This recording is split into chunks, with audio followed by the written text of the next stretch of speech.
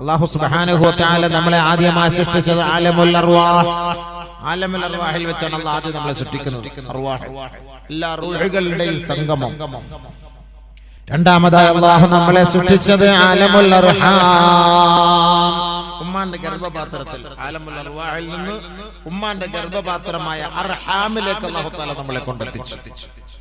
മൂന്നാമത് ആ ഉമ്മാന്റെ ഗർഭപാത്രത്തിൽ നിന്ന് പുറത്തേക്ക് ആലമുദ് ദുനിയാ ഐ ആലമുൽ മുശാഹദ, ഈ കാണുന്ന വർത്തമാന കാലഘട്ടത്തിൽ നമ്മൾ ജീവിക്കുന്ന ഈ ആലമുദ് ദുനിയയിലേക്കാണ് അല്ലാഹു സുബ്ഹാനഹു വ തആല നമ്മളെ പിന്നീട് കൊണ്ടുവന്നത്. നമ്മൾ ഈ മൂന്നാമത്തെ ലോകത്തിലാണ് ഇപ്പോൾ നിലകൊള്ളുന്നത്. ഇനി നമുക്ക് പോകാനുള്ള മറ്റൊരു ലോകമാണ് ആലമുൽ ബർസഖ്. അതാണ് ബർസഖിലെ ഭാഗ്യവാന്മാർ. അവിടെയാണ് നമുക്ക് ഭാഗ്യം കിട്ടേണ്ടത്, അവിടെയാണ് രക്ഷ വേണ്ടത്. وَمِنْ وَرَائِهِمْ بَرْزَخٌ إِلَى يَوْمِ يُبْعَثُونَ. ഖിയാമത്ത് നാൾ വരെ, ഈ ലോകം അസ്തമിക്കുന്നത് വരെ ജനങ്ങൾ കിടക്കേണ്ട സ്ഥലമാണ് ബർസഖിയായ ജീവിതം. അത് ഖബറാണ്, അത് ഖബറിന്റെ ഉള്ളിലാണ്. അതിന് അല്ലാഹു തആല ഉപയോഗിച്ച വാക്ക് ബർസഖ് എന്നാണ്. وَمِنْ وَرَائِهِمْ بَرْزَخٌ, നമുക്ക് പിന്നിൽ ഒരു ബർസഖിയായ ജീവിതമുണ്ട്. അല്ലാഹു പറയുകയാണ് حَتَّى إِذَا جَاءَ أَحَدَهُمُ الْمَوْتُ, ഒരാൾക്ക് മരണമാസന്നമായാൽ قَالَ رَبِّ ارْجِعُونِ, അവൻ വിലപിക്കുകയാണ്, എന്നെ ഒന്ന് മടക്കണേ അല്ലാഹ്, ഒന്ന് മടക്കണേ അല്ലാഹ്. ലഅല്ലി അഅമലു സാലിഹാ, ഞാൻ നന്മ ചെയ്തു കൊള്ളാം. ഫീമാ തറക്തു, എന്റെ കഴിഞ്ഞുപോയ കാലഘട്ടങ്ങളിൽ ഞാൻ നഷ്ടപ്പെടുത്തി കളഞ്ഞ സകല നന്മകളും ഞാൻ ചെയ്തു കൊള്ളാം. പടച്ചവനെ, ഒരവസരം നൽകി എനിക്കൊരു പുനർജന്മം നൽകണമേ അല്ലാഹ്. കല്ലാ ഇന്നഹാ കലിമത്തുൻ ഹുവ ഖായിലുഹാ, സാധ്യമല്ല, നിനക്ക് സാധ്യമല്ല. ഒരുപാട് ആയുസ്സുകളും ഒരുപാട് അവസരങ്ങളും ഒരുപാട് ദിനരാത്രങ്ങളും നിനക്ക് നാം നൽകിയിരുന്നു. ഇത് നിന്റെ അവസാനത്തെ സമയമാണ്, അന്ത്യസമയമാണ്. ഈ സമയത്ത് നിന്ന് നിനക്ക് ഒരു അല്പം പോലും നാം നീട്ടിവെക്കുകയില്ല. ലാ യുഅഖിറുല്ലാഹു നഫ്സൻ ഇദാ ജാഅ അജലുഹാ വല്ലാഹു ഖബീറും ബിമാ തഅമലൂൻ. ഒരു മനുഷ്യന്റെ ആയുസ് പൂർത്തിയായി കഴിഞ്ഞാൽ, അവന്റെ അവസാന സമയമെത്തിയാൽ ഒരൽപ്പം പോലും മുന്തിക്കുകയോ പിന്തിക്കുകയോ അല്ലാഹു ചെയ്യുകയില്ല. കല്ലാ إذا بلغت التراقي وقيل من راق وظن أنه الفراق والتفت الساق بالساق إلى ربك يومئذ المساق. ഒരു മനുഷ്യന്റെ ഭൗതികമായ ജീവിതത്തിലെ ആയുസ്സുകൾ മുഴുവനും, അവന്റെ ആരോഗ്യം മുഴുവനും ഭൗതികമായ ലോകത്തിന്റെ ഇച്ഛാശക്തിക്ക് വേണ്ടി അവൻ നഷ്ടപ്പെടുത്തി അവസാനം അവൻ മരണത്തോട് മല്ലടിയുന്ന സമയത്ത് മലക്കുൽ മൗത്ത് റൂഹിനെ പിടിക്കാൻ അവന്റെ തൊണ്ടക്കുഴിയിലേക്ക് അമർത്തി പിടിക്കുമ്പോൾ അവൻ പറയുകയാണ്, ആരെങ്കിലും എനിക്കൊന്ന് മന്ത്രിച്ചൂതണേ, ആരെങ്കിലും എനിക്കൊന്ന് ഓതിത്തരുമോ? ഞാൻ എന്റെ ബർസഖിയായ ലോകം കാണുകയാണ്, എന്റെ ആഖിറം ഞാൻ കാണുകയാണ്, എന്റെ ഭൗതികമായ ലോകത്തെ ഞാൻ ഇതാ വിട പറയുകയാണ്. അതുകൊണ്ട് ആരെങ്കിലും എനിക്കൊന്ന് മന്ത്രിച്ചോതുമോ? വളന്ന അന്നഹുൽ ഫിറാഖ്, ഞാൻ ഇപ്പോൾ തന്നെ മരിച്ചു പോകും, ഞാൻ ഇപ്പോൾ തന്നെ നഷ്ടപ്പെട്ടു പോകും, ഞാൻ ഇപ്പോൾ തന്നെ വിട പറഞ്ഞു പോകും. അതുകൊണ്ട് ആരെങ്കിലും എനിക്കൊന്ന് ഓതിത്തരണേ എന്ന് നിലവിളിക്കുകയാണ് ആ സന്ദർഭം. അപ്പോൾ മലക്കുകൾ ആ ആക്രോശത്തോടെ, പ്രകമ്പനത്തോടെ, പ്രതിഷേധത്തോടെ അവനോട് പറയുകയാണ്, ഇല്ല ഇല്ല, നിന്റെ സമയത്തിന്റെ കാലാവധി പൂർത്തിയാക്കപ്പെട്ടിരിക്കുകയാണ്. ഔലാ ലക ഫൗലാ, നിനക്ക് ഏറ്റവും അർഹപ്പെട്ട ശിക്ഷയാണ് നീ അനുഭവിച്ചുകൊണ്ടിരിക്കുന്നത്. 50 വയസ്സ് വരെ, 60 വയസ്സ് വരെ, 70 വയസ്സ് വരെ, 90 വയസ്സ് വരെ ജീവിക്കാൻ അല്ലാഹു ഈ ഭൗതികമായ ലോകത്ത് നിനക്ക് അവസരം നൽകിയിട്ട് റബ്ബിന്റെ കോടതിയുടെ മുന്നിൽ അവന്റെ പള്ളിയിൽ പോയി നെറ്റിത്തട സമർപ്പിക്കാൻ തയ്യാറാകാത്ത നിന്നെ ഏറ്റവും കൂടുതൽ ശിക്ഷയ്ക്ക് വിധേയനാകേണ്ട സമയമാണിത്. തുമ്മ ഔലാ ലക ഫൗലാ, അതുകൊണ്ട് നീ അനുഭവിച്ചേ മതിയാവൂ, അനുഭവിച്ചേ മതിയാവൂ, അനുഭവിക്കണേ, അനുഭവിക്കണേ. മരിക്കാൻ കിടക്കുന്ന സമയം മനുഷ്യന്റെ അവസ്ഥ, അവസാന സമയം. നിലവിളിക്കും ഒരല്പ ആശ്വാസത്തിന് വേണ്ടി, ഒരല്പ രക്ഷയ്ക്ക് വേണ്ടി, ഒരല്പ ജീവന് വേണ്ടി. അവസാന സമയം വല്ല ഫായത ഉണ്ടോ? അല്ലാന്റെ തീരുമാനമാണ്. ഒരാളുടെ സമയത്ത് കഴിഞ്ഞാൽ പിന്നെ അവനെ നമ്മൾ മുന്തിക്കയില്ല, പിന്തിക്കയില്ല. അല്ലാഹുവിന്റെ തീരുമാനമാണ്. അങ്ങനെ ആരെങ്കിലും പിന്തിക്കുമായിരുന്നെങ്കിൽ ഹബീബുന റസൂലുള്ളാഹി തങ്ങളെ പിന്തിക്കുമായിരുന്നു. സല്ലല്ലാഹു അലൈഹി വസല്ലം തങ്ങൾ കുറച്ചാളുടെ ജീവിതത്തിന് എത്ര സന്തോഷമായിരിക്കും ലോകത്തിന് തന്നെ. പക്ഷേ ബഹുമാനപ്പെട്ട മലക്കുൽ മൗത്ത് വന്ന് ചോദിച്ചത് നബിതങ്ങളോട് മാത്രമാണ്. റൂഹിനെ പിടിക്കട്ടെ, പിടിക്കട്ടെ, അങ്ങ് അനുവദിച്ചാൽ പിടിക്കാം, ഇല്ലെങ്കിൽ പിടിക്കുകയില്ല. നബിതങ്ങൾക്ക് മുമ്പ് ഒരു പ്രവാചകനോട് ചോദിച്ചിട്ടില്ല, നബിതങ്ങൾക്ക് ശേഷം ഒരു മഖ്ലൂക്കുകളോട് ചോദിക്കുകയുമില്ല. അത് നബി സല്ലല്ലാഹു അലൈഹി വസല്ലം തങ്ങൾക്ക് മാത്രം സ്വന്തമാണ്, അവകാശപ്പെട്ടതായിരുന്നു. പക്ഷേ അല്ലാഹുവിന്റെ റസൂൽ പറഞ്ഞില്ല, അല്ലാഹുമ്മ ഗ്ഫിർലി വജ്അൽനി ഇലാ റഫീഖിൽ അലാ, എനിക്ക് നീ പുറത്തുതാ അല്ലാഹ്, എനിക്ക് നീ പുറത്തുതാ അല്ലാഹ്, എന്റെ ഏറ്റവും കൂടുതൽ ഇഷ്ടത്തോഴനായ എന്റെ മദനിലേക്ക് നാഥാ എന്നെ നീ എത്തിക്കണമേ റബ്ബേ, എത്തിക്കണമേ റബ്ബേ. ഈ ലോകത്തു നിന്ന് ഹബീബുനാ റസൂലുള്ളാഹി തങ്ങൾ വിട പറയുന്ന സമയത്ത് അവസാനത്തെ വാക്കെന്തായിരുന്നു? അല്ലാഹുമ്മ ഗ്ഫിർലി, എനിക്ക് നീ പുറത്തുതാ അല്ലാഹ്, എനിക്ക് നീ പുറത്തുതാ അല്ലാഹ്. മരിക്കുന്ന സമയത്ത് ഒരു മാപ്പ് ചോദിക്കാൻ ഒരു അവസരം കിട്ടിയാൽ അവർ ബർസഖിലെ ഭാഗ്യവാന്മാരാണ്. അവസാന സമയത്ത് നമുക്കൊരു ചാൻസ് കിട്ടിയാൽ, അല്ലാഹ് നീ എനിക്ക് പുറത്തു തരണേ അല്ലാഹ് എന്നൊരു ചാൻസ് കിട്ടിയാൽ, അല്ലാഹ് വലിയ കരുണയുള്ളവനാണ്, വലിയ കരുണയുള്ളവനാണ്. ഹജ്ജാജ് ഇബ്നു യൂസുഫ് അദ്ദേഹം ഒരു വലിയ ഒരു ആസിയും ഹജ്ജാജ് ഇബ്നു യൂസുഫ് സഹാബാക്കളെയൊക്കെ കൊന്ന ആളാണ്. പക്ഷേ അഹ്ലുസുന്നത്ത് വൽ ജമാഅത്തിന്റെ ആളുമാണ്, മുഅ്മിനായ മനുഷ്യനുമാണ്. അക്രമികളായ ഭരണാധികാരികൾ ആ കാലഘട്ടത്തിലുണ്ട്, ഈ കാലഘട്ടത്തിലുണ്ട്. ഇതൊക്കെ നമുക്ക് ഏറ്റവും വലിയൊരു തെളിവാണ്. നമ്മളിപ്പോ ഈ മോഡിയെ നോക്കിയിട്ടോ അല്ലെങ്കിൽ മറ്റുള്ളവരെ നോക്കിയിട്ടോ നമ്മൾ ആരെയും പുച്ഛിക്കേണ്ട കാര്യങ്ങളില്ല. മുൻ കാലഘട്ടങ്ങളിലെ ചരിത്രങ്ങൾ എടുത്ത് പരിശോധിച്ച് നോക്കുമ്പോൾ ഏറ്റവും വലിയ അക്രമികളായ ഭരണാധികാരികൾ മുസ്ലിമീങ്ങളായിരുന്നു. നമുക്കതറിയില്ല, ഇമാം ഷാഫി റഹ്മത്തുള്ളാഹി തആല അലൈഹി എന്ത് ഇടങ്ങേറ് കാണിച്ചു അക്രമികളായ മുസ്ലിം ഭരണാധികാരികൾ.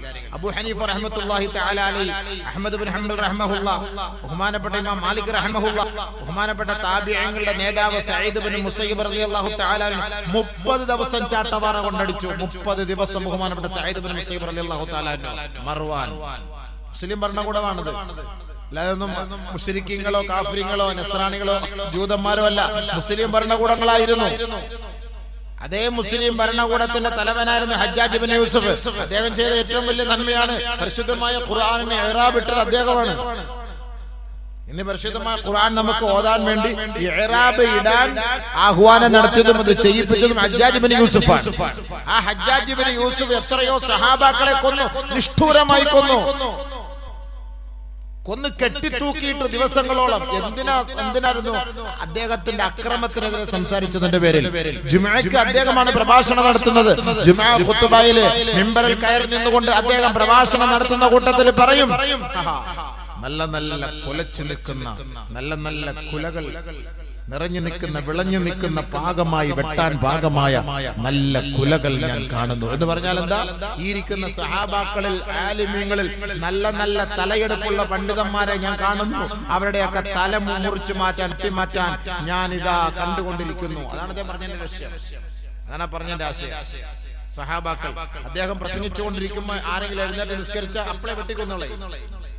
ജുമുഅക്ക് ഖുത്ബയിൽ അദ്ദേഹം പ്രഭാഷണം നടത്തുമ്പോൾ ആരെങ്കിലും എഴുന്നേറ്റ് നിന്ന് നമസ്കരിച്ചാൽ തട്ടിക്കളയും. അനസ് റളിയല്ലാഹു തആല അൻഹു ജീവിച്ചിരിപ്പുണ്ട്. നബി തങ്ങൾക്ക് 10 വർഷം ഖിദ്മത്ത് എടുത്ത അനസ് റളിയല്ലാഹു അൻഹു, ആ അനസ് റളിയല്ലാഹു തആല അൻഹു ഇരുന്ന് നിസ്കരിക്കുമായിരുന്നു. അക്രമികളായ ഭരണാധികാരികളെ ഭയപ്പെടാതിരിക്കാൻ മാർഗ്ഗമൊന്നുമില്ലല്ലോ. അനസ് റളിയല്ലാഹു തആല അൻഹു ഇരുന്ന് നിസ്കരിക്കുമായിരുന്നു. അനസ് റളിയല്ലാഹു തആല അൻഹു അദ്ദേഹത്തിന് കത്തെഴുതി, ഈസാ അലൈഹിസ്സലാത്തു വസ്സലാമിനെ ഖിദ്മത്ത് ചെയ്ത ആരെങ്കിലും ഈ ഭൂലോകത്തുണ്ടായിരുന്നെങ്കിൽ നസ്രാണികൾ അവരെ ആദരിക്കുമായിരുന്നു, പൂവിട്ട് വാഴ്ത്തുമായിരുന്നു. ഇത് മനസ്സിലാക്കി കത്തെഴുതി, ഞാൻ നബീന റസൂലുള്ളാഹി തങ്ങൾക്ക് 10 വർഷം ഖിദ്മത്ത് ചെയ്ത വ്യക്തിയാണ്, ഞാൻ 10 വർഷം ഖിദ്മത്ത് ചെയ്ത വ്യക്തിയാണ്. എന്തിനാണ് പറഞ്ഞതിന്റെ ആശയം? അല്ലാഹുവിന്റെ റസൂലിന് ഖിദ്മത്ത് ചെയ്ത ഈ വ്യക്തിക്ക് ഒരു പോറൽ പോലും ഏൽക്കാൻ പാടില്ല എന്ന് മനസ്സിലാക്കിക്കൊണ്ട് കത്തെഴുതിയ അനസ് റളിയല്ലാഹു തആല അൻഹു അദ്ദേഹത്തിന് വേണ്ടി ഹജ്ജാജ് ഇബ്നു യൂസുഫ് പറഞ്ഞു, ഒരാളും അനസ് റളിയല്ലാഹു അൻഹുവിനെ വേദനിപ്പിക്കരുത്. നന്മയും അയാളിലുണ്ട്, തിന്മയും അയാളിലുണ്ട്. നന്മയും അയാളുണ്ട്, തിന്മയും അയാളുണ്ട്. ഹജ്ജാജ് ഇബ്നു യൂസുഫാണ്. ആരും കിതാബുകളുടെ രേഖകൾ പരിശോധിച്ചാൽ ആസിയായിരുന്നു, ഫാസിഖായിരുന്നു എന്നാണ്. ആസിയും ഫാസിഖും ആയിരുന്നു എന്നാണ് കിതാബുകളിൽ കാണാം. അത്രയ്ക്കും ക്രൂരത കാണിച്ച വ്യക്തിയാണ് ഹജ്ജാജ് ഇബ്നു യൂസുഫ്. ഒരുപാട് സംഭവങ്ങളുണ്ട്, ഒരുപാട് അഫൂം ചെയ്തിട്ടുണ്ട്, ഒരുപാട് നന്മകളുണ്ട്. മരിക്കുന്ന സമയത്ത് അദ്ദേഹം പറഞ്ഞു, മരണത്തോട് അടുത്ത് കിടക്കുന്ന സമയം, ക്യാൻസർ, വയറ്റിൽ വലിയ ക്യാൻസർ പിടിച്ചാണ് മരിച്ചത്. അല്ലാഹുമ്മ ഇന്നന്നാസ യസ്അമൂന അന്നക ലാ തഗ്ഫിറുനി ഫഗ്ഫിർനി ഫഗ്ഫിർലി ഫഗ്ഫിർലി.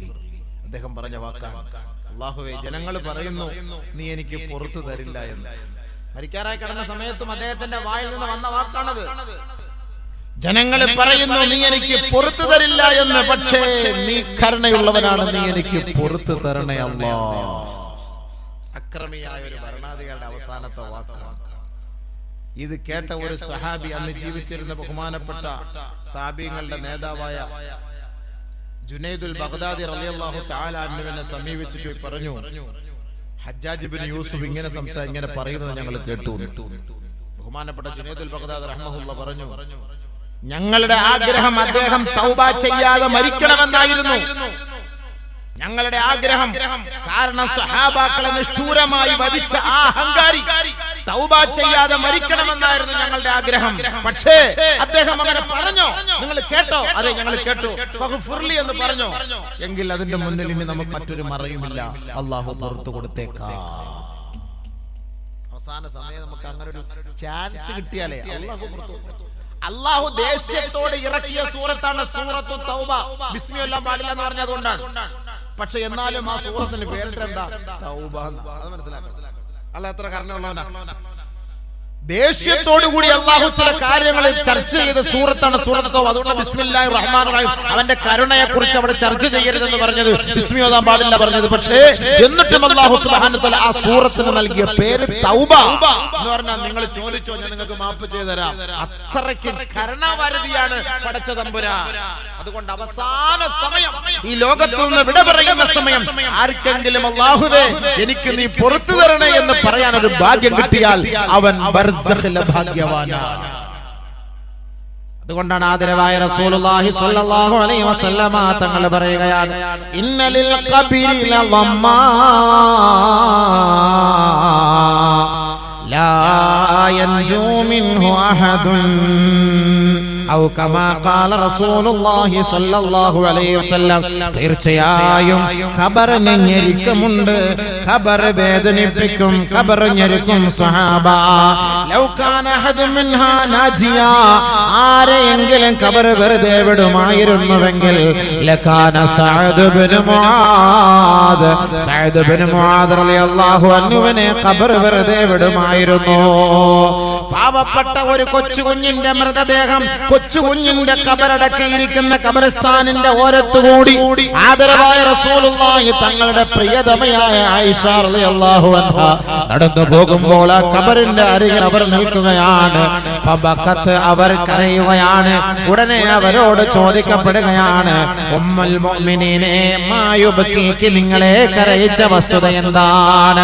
ഉടനെ മഹദിയായ ആയിഷ ബീവി പറയുകയാണ്, ആ ഖബറിലേക്ക് ചൂണ്ടിക്കാണിച്ചിട്ട് പറയുന്നു, ഇന്നി സമിഅതു റസൂലല്ലാഹി സ്വല്ലല്ലാഹു അലൈഹി വസല്ലമ യഖൂൽ ഇന്ന ലിൽ ഖബരി ലളമ്മാ ലൗ കാന അഹദു മിൻഹാ നാജിയാ ലകാന ഹാദാ സബീ. ആദരവായ റസൂലുള്ളാഹി സ്വല്ലല്ലാഹു അലൈഹി വസല്ലമ തങ്ങൾ പറഞ്ഞതായി ഞാൻ കേട്ടിട്ടുണ്ട്, തീർച്ചയായും ഖബർ ആരെയും വെറുതെ വിടുകയില്ല. ബർസഖിന്റെ ജീവിതമായ ഖബർ ആരെയും ഞെരുക്കാതിരിക്കുകയില്ല. ആരെയെങ്കിലും ഖബർ വെറുതെ വിടുമായിരുന്നുവെങ്കിൽ ലകാന ഹാദാ സബീ, ഈ കുട്ടിയെ ഖബർ വെറുതെ വിടുമായിരുന്നു. അതുകൊണ്ട് അല്ലാഹുവിന്റെ റസൂൽ പറഞ്ഞ ആ ഹദീസ് ഓർത്തുകൊണ്ട് ഈ കുഞ്ഞിന്റെ ഖബറിടത്തിലേക്ക് എന്റെ മനോമുഖരത്തെ ഞാനൊന്ന് ചേർത്ത് വെച്ച് ഞാൻ കരഞ്ഞു പോയതാണ്, ഓർത്തു പോയതാണെന്ന് മഹദിയായ ആയിഷ സിദ്ദീഖ പറഞ്ഞുവെങ്കിൽ അല്ലാഹുവിന്റെ റസൂൽ പറഞ്ഞില്ലേ, ഖബറിന്റെ ഞെരുക്കത്തിൽ നിന്ന് രക്ഷപ്പെടുത്തിയ ഭാഗ്യവാന്മാർ 3 വിഭാഗം ആളുകളാണ്. ഖബറെന്ന് പറഞ്ഞാൽ അങ്ങനെയാണ്. നമ്മളൊക്കെ ആളുകളൊക്കെ ഖബർ എന്നൊക്കെ പറഞ്ഞാൽ കൊണ്ടിട്ട് അടക്കാണ്ട് പാടിട്ട് പോവാണ്. ബർസഖിലെ ഭാഗ്യവാൻ എന്ന് പറഞ്ഞാല് നിങ്ങൾ ഓടി അങ്ങോട്ട് പോയാൽ അങ്ങോട്ട് കിടന്നാലൊന്നും അങ്ങനെ വിടുന്ന സാധനമൊന്നും അല്ല ആ കാണുന്ന ഖബർ. നമ്മുടെ ചുള്ളന്മാരൊക്കെ ഒന്ന് മനസ്സിലാക്കുക, യുവാക്കളൊക്കെ ഒന്ന് മനസ്സിലാക്കുക. ഹൈബ്രിഡ് മുടിയൊക്കെ ഇങ്ങോട്ട് ഫാഷനൊക്കെ ആക്കി വെച്ചിട്ട് അങ്ങോട്ട് അല്ലാഹില്ല, റസൂലും ഇല്ല, ആഖിറും ഇല്ല, മഅ്സറും ഇല്ലാത്ത കോലത്തിലാ നിന്റെ മട്ടും ഭാവത്തിൽ തന്നെ നടത്തന്റെ ഒക്കെ പോക്ക്. ആ ഖബർ തന്നെ മാടി വിളിക്കും.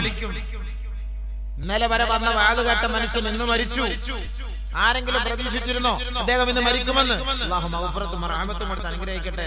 ആ ബർസഖിയായ ജീവിതത്തിൽ സന്തോഷം അല്ലാഹു പകർന്നു കൊടുക്കുമാറാകട്ടെ. ആരെങ്കിലും അറിയുന്നുണ്ടോ നാളെ ആരുണ്ടാകും, ആര് ജീവിച്ചിരിക്കും, അവന്റെ അവസ്ഥ എന്തായിരിക്കും? ആർക്കും അറിയില്ല, ആർക്കും അറിയില്ല. ഇന്നല്ലാഹ ഇൻദഹു ഇൽമുസ്സാഅ വയുനസ്സിലുൽ ഗൈസ് വയഅലമു മാ ഫിൽ അർഹാം വമാ തദ്രീ നഫ്സും മാദാ തക്സിബു ഗദാ വമാ തദ്രീ നഫ്സും ബിഅയ്യി അർളിൻ തമൂത്. നാളെ നീ എന്താണ് പ്രവർത്തിക്കുക എന്നും നാളെ നീ ഏത് മണ്ണിലാണ് മരിക്കുക എന്നും അല്ലാഹു അല്ലാതെ മറ്റാരും അറിയുകയില്ല. ആർക്കറിയാൻ കഴിയും സഹോദര? ആർക്കറിയാൻ കഴിയും? ഇവിടെ നമ്മൾ ദുബായിക്ക് പോയി ജോലിക്ക് വേണ്ടി പോകുന്നു, അവിടെ പോയി അവിടുത്തെ ഇഖാമ പെർമിഷൻ കിട്ടുന്നതിന് മുമ്പ് തന്നെ മരണപ്പെടുന്നു.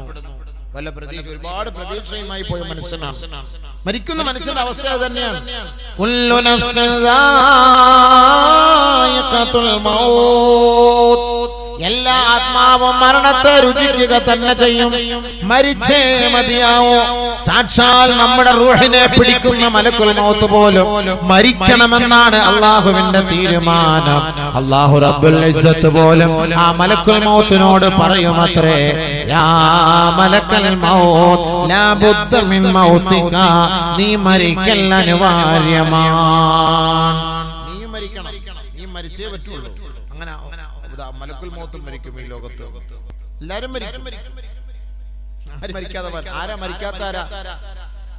കുല്ലു മൻ അലൈഹാ ഫാൻ വയബ്ഖാ വജ്ഹു റബ്ബിക ദുൽ ജലാലി വൽ ഇക്റാം വയബ്ഖാ വജ്ഹു റബ്ബിക ദുൽ ജലാലി വൽ ഇക്റാം ഫബിഅയ്യി ആലാഇ റബ്ബികുമാ തുകദ്ദിബാൻ. നിതാന്ത ജാഗ്രതയുള്ള നിത്യ ചൈതന്യമായ പടച്ച തമ്പുരാനാണ്, അല്ലാഹുവാണ്. ആ നിത്യ ജ്യോതിസാണ് നിലനിൽക്കുക. ബാക്കിയുള്ളതെല്ലാം തകർന്ന് തരിപ്പണമാകുമത്രേ. കുല്ലു ശൈഇൻ ഹാലികുൻ ഇല്ലാ വജ്ഹ, അവൻ തിരുമുഖമൊഴിച്ച് ആ ഒരു ശക്തി ഒഴിച്ച് ആ ഒരു ജ്യോതിസ് ഒഴിച്ച് ബാക്കിയെല്ലാം നശിച്ചു പോകുമെന്ന് ഖുർആൻ. എല്ലാം തീരും, മൊത്തം എല്ലാവരും ഒരിക്കലും മരിക്കും. പക്ഷെ മരിക്കുന്ന സമയത്ത് ബർസഖിലെ ഭാഗ്യവാന്മാരായി മരിക്കണം. ഭാഗ്യവാന്മാരെ. അതുകൊണ്ടാണ് ആദരവായ റസൂലുള്ളാഹി തങ്ങൾ തന്നെ പഠിപ്പിച്ചത്, ഒരാൾ ജനിക്കുമ്പോഴും ഒരാൾ മരിക്കുമ്പോഴും അല്ലാഹുവിന്റെ നാമം അവന്റെ ശ്രവണപുടത്തിലേക്ക് തളച്ച് കയറട്ടെ, അല്ലാഹുവിന്റെ നാമം കൊണ്ട് തുടക്കം കുറിക്കട്ടെ, അതിന്റെ ഒടുക്കവും അല്ലാഹുവിന്റെ നാമം കൊണ്ട് തന്നെയായിരിക്കണം. ഒരു കുട്ടി ജനിക്കുമ്പോൾ എന്താ ചെയ്യേണ്ടത്? ഒരു കുട്ടി ജനിക്കുന്ന സമയത്ത് അല്ലാഹുവിന്റെ നാമമാണ് ആ കുട്ടിയുടെ വലത് കാതിൽ. മൻ വലിദ ലഹു വലദുൻ ഫഅസന ഫീ ഉദ്നിഹിൽ യുംനാ വഅഖാമ ഫീ ഉദ്നിഹിൽ യുസ്റാ ലം തദുറഹു മുസ്ബിയാൻ ഔ കമാ ഖാല റസൂലുള്ളാഹി റവാഹുൽ ബൈഹഖി. ഹസൻ ഇബ്നു അലി റളിയല്ലാഹു അൻഹു റിപ്പോർട്ട് ചെയ്യുന്ന ഹദീസാണിത്. ആദരവായ റസൂലുള്ളാഹി തങ്ങൾ പറഞ്ഞു, ഒരു കുട്ടി ജനിച്ചാൽ ആ കുട്ടിയുടെ വലത് കാതിൽ ബാങ്കും ഇടത് കാതിൽ ഇഖാമത്തും കൊടുത്തു കഴിഞ്ഞാൽ ആ കുട്ടിയെ പിശാചിന്റെ പ്രഹരമേൽക്കുകയില്ല. കൂട്ടത്തിൽ അല്ലാഹുവിന്റെ റസൂൽ പറയുകയാണ്, ആ കുട്ടിയുടെ വലത് കാതിൽ സൂറത്തുൽ ഇഖ്ലാസ് ഓതി കൊടുക്കണേ. ആ കുട്ടിയുടെ വലത് കാതിൽ ആലു ഇംറാന്റെ 36-ാമത്തെ ആയത്ത്, ഇന്നി ഉഈദുഹാ ബിക വദുരിയതഹാ മിനശ് ശൈത്വാനിർ റജീം. ആ ഒരായത്ത് കൂടി നിങ്ങൾ ഓതി കൊടുക്കണമേ. അതായത് അല്ലാഹുവേ, ഈ കുട്ടിയിൽ ഉണ്ടാകുന്ന പിശാചിന്റെ പ്രഹരത്തിൽ നിന്നും പിശാചിന്റെ ശർറുകളിൽ നിന്നും ഈ കുട്ടിയിൽ നിന്ന് ഇനിയുണ്ടാകുന്ന കുഞ്ഞു മക്കളിൽ പോലും അല്ലാഹുവേ പിശാചിന്റെ അടിയിൽ നിന്നും അവന്റെ എല്ലാ ഇടങ്ങേറുകളെ തൊട്ട് നിന്നോട് ഞാൻ അഭയം തേടുന്നു നാഥാ. ഓരോ മാതാപിതാക്കളും കുട്ടികൾക്ക് വേണ്ടി ചെയ്യേണ്ട ദുആയാണ്, ഈ പിശാചിന്റെ ശർറിൽ നിന്ന് നിന്നോട് ഞാൻ അഭയം തേടുന്നു അല്ലാഹുവേ. വലത് കാതിൽ ഓതിക്കൊടോ സൂറത്തുൽ ഇഖ്ലാസ്, ഖുൽ ഹുവല്ലാഹ്, അതേപോലെ സൂറത്തു ആലി ഇംറാൻ 36-ാമത്തെ ആയത്ത് ഓതി കൊടുക്കണം. തുടക്കം ഒടുക്കമോ നബിയുനാ റസൂലുള്ളാഹി റസൂലുള്ളാഹി സ്വല്ലല്ലാഹു അലൈഹി വസല്ലമ തങ്ങൾ ഖബറിന്റെ ഞെരുക്കത്തെ കുറിച്ച് ബർസഖിയായ ജീവിതത്തിന്റെ ഭയങ്കരതയെ ഭയാനകതയെ അല്ലാഹുവിന്റെ പ്രവാചകൻ സഹാബാക്കൾക്ക് വിവരിച്ചു കൊടുക്കും കൂട്ടത്തിൽ നബിയുനാ റസൂലുള്ളാഹി തങ്ങൾ പറയുകയാണ്, മാഉഫിയ അഹദുൻ മിൻ ലഗ്തത്തിൽ ഖബരി ഇല്ലാ ഫാത്തിമത ബിൻത അസദ് ഇബ്നു ഹിശാം റളിയല്ലാഹു തആല അൻഹാ വസ്തുസ്നിയ മിൻ ഹാദിഹി സലാസത്തുൻ. ഖബറിന്റെ ഞെരുക്കത്തിൽ നിന്നും ഖബറിന്റെ പിടുത്തത്തിൽ നിന്നും ഖബറിന്റെ ഇടങ്ങേറിൽ നിന്നും രക്ഷപ്പെടുന്നവർ 3 പേരാണ്, 3 വിഭാഗമാണ്. അതിൽ ഒന്നാമത് അല്ലാഹുവിന്റെ റസൂൽ പറയുന്നു, അൽ അംബിയാ, അംബിയാക്കൾ ആ ഖബറിന്റെ ഞെരുക്കത്തിൽ നിന്ന് അല്ലാഹു അവരെ സഹായിക്കുമത്രേ. കാരണം എന്താണ്? അന്നഹും മഅ്സൂമൂന മിനൽ ഇർതികാബി ദുനൂബി വൽ മആസി. പാപങ്ങൾ ചെയ്യുന്നതിൽ നിന്നും പാപങ്ങൾ ചെയ്തു കൂട്ടുന്നതിൽ നിന്നും സമ്പാദിക്കുന്നതിൽ നിന്നും അംബിയാ മുർസലീങ്ങൾ എല്ലാവരും സുരക്ഷിതരാണ്. അതുകൊണ്ട് ഒരൊറ്റ അംബിയാ മുർസലീങ്ങളെ പോലും ഖബർ വേദനിപ്പിക്കുകയോ ഞെരുക്കുകയോ ചെയ്യുകയില്ല. രണ്ടാമത്തെ ബർസഖിലെ ഭാഗ്യവാന്മാർ ആരാണ്? ഒന്നാമത്തെ ബർസഖിലെ ഭാഗ്യവാന്മാർ അംബിയാ മുർസലീങ്ങളാണ്. പക്ഷെ ആ ക്വാളിറ്റി ഉള്ളവരായി മാറാൻ നമുക്ക് കഴിയുകയില്ല. അത് അല്ലാഹു തന്നെ അവരെ